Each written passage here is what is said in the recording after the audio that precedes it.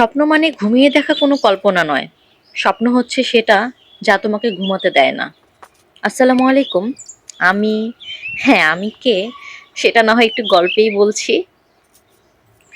আমি একটা মধ্যবিত্ত পরিবারে বড় হয়েছি। ছোটবেলা থেকেই স্বপ্ন দেখতে ভালোবাসতাম। নিজের একটা জগৎ কল্পনা করতাম। যেখানে আমি নিজে কিছু হব, নিজের মতো করে চলবো। কিন্তু সময়ের সঙ্গে বুঝেছি সব স্বপ্ন একদম যেমন দেখি ঠিক কিন্তু তেমনটা হয় না। তার মানে এই নয় যে স্বপ্ন দেখা বাদ দিতে হবে। আমি এখনো স্বপ্ন দেখি নিজের জন্য, পরিবারে ভালো কিছু করার জন্য, আর নিজের একটা পরিচয় গড়ে তোলার জন্য। বিয়ের পর থেকে অন্যরকম একটা জীবন শুরু হয়েছে। এই ঘরটা ছোট, নিজেরই, তবে খুব যত্নে আপন করে নিয়েছি। সবকিছু খুব জমকালো নয়, তবুও এই ঘরে একটা শান্তি আছে, যেটা আমি যত্ন করে গড়ে তুলেছি। প্রতিদিন সকালে উঠে রান্না করি, ঘর গোছাই, সময় মতো কাজ করি, আর পাশাপাশি একটু পড়াশোনাও চালিয়ে যাচ্ছি। কলেজে থাকাকালীনই বিয়ে হয়েছিল। এক হাতে বই, আরেক হাতে রান্নার খুন্তি। দুইটা সামলাতে গিয়ে বহুবার কান্নায় ভাসিয়েছি নিজেকে। হ্যাঁ, ক্লান্তি চলে আসে, আসে না বললে মিথ্যে বলা হবে। তবুও আমি হাল ছাড়িনি। আমি বিশ্বাস করি মেয়েরা শুধু সংসার সামলায় না, ওরা নিজেদের স্বপ্নও বাঁচিয়ে রাখে। আমারও আছে এমন কিছু স্বপ্ন যেগুলো হয়তো খুব সাধারণ, কিন্তু আমার কাছে অনেক বড়।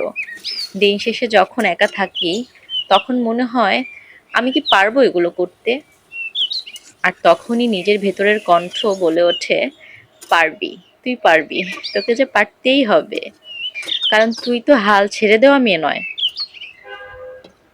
আমি জানি আমার জীবন গল্পের মতো সাজানো নয়, কিন্তু প্রতিটা ছোট ছোট দিন, ছোট ছোট কাজ, সবকিছুতে একটা অর্থ আছে। এই ছোট ঘর, এই রান্না করা, এই বই পড়া, এগুলোই তো আমাকে বাঁচিয়ে রাখে। আমি চাই আমি যেন নিজেকে হারিয়ে না ফেলি। যে আমি একদিন স্বপ্ন দেখতে ভালোবাসতাম, সে আমি যেন আজকেও টিকে থাকি এই স্বপ্নের মাঝেই। চেষ্টা করছি, চেষ্টা করে যাব স্বপ্নগুলোকে পূরণ করার জন্য। আর সৃষ্টিকর্তার নিকট তো প্রতিদিন প্রার্থনা করি, তিনি যেন আমাকে সেই ধৈর্য, সেই সাহসটা অবশ্যই দেয়। একটা কথা আমি সবসময় মনে রাখি, dream is not what you see in sleep, dream is something which doesn't let you sleep. স্বপ্ন মানে ঘুমিয়ে দেখা কোনো কল্পনা নয়, স্বপ্ন হচ্ছে সেটা যা তোমাকে ঘুমাতে দেয় না।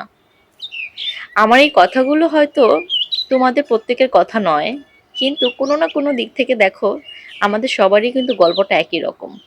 আমরা সব মেয়েরাই স্বপ্ন দেখতে ভালোবাসি, নিজের মাঝে বাঁচতে ভালোবাসি। আমার কথাগুলো যদি তোমাদের মনে কোথাও একটা জায়গা করে নেয়, আশা করি আমার পাশেই থাকবে।